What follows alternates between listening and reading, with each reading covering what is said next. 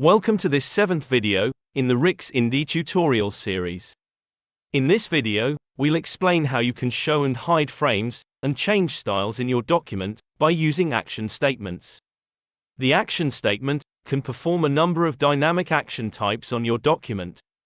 We'll show all possibilities of the action statement, available in version 1.3 of Rxindi here.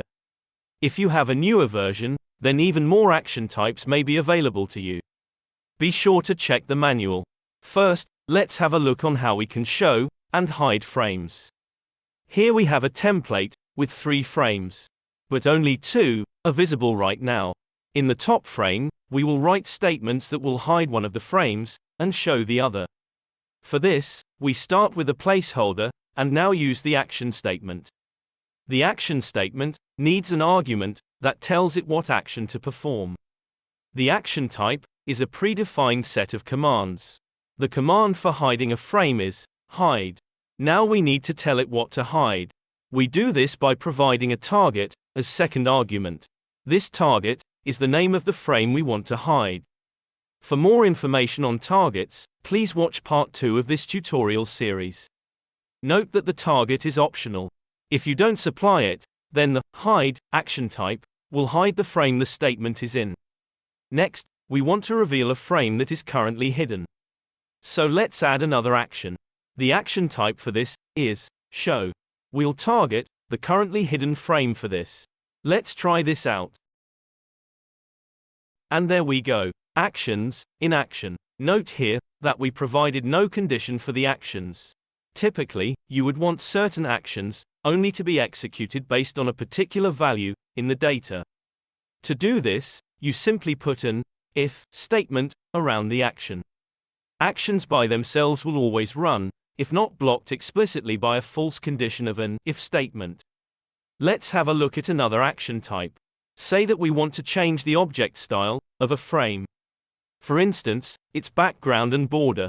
To do this, we first have to make sure that we have defined an object style in InDesign and that it has a unique name. Now we can create a new action statement of type OStyle.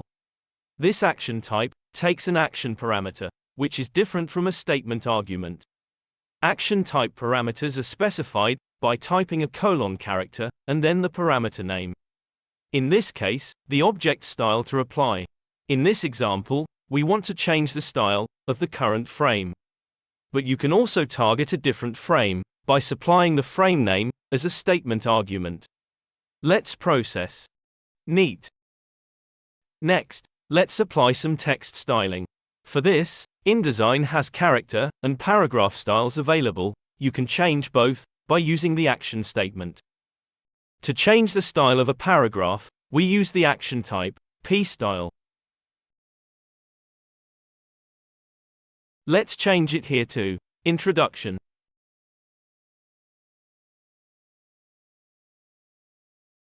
Good.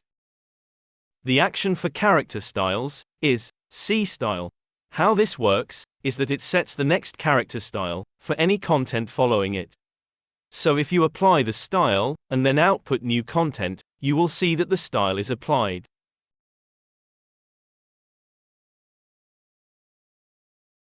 The final action type we'll discuss is state.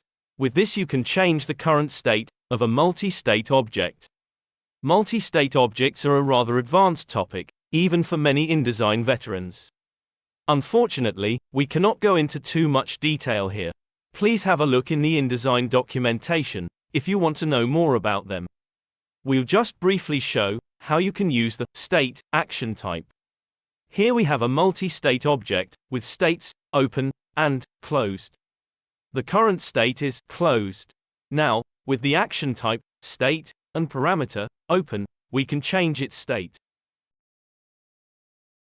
That's it for this video.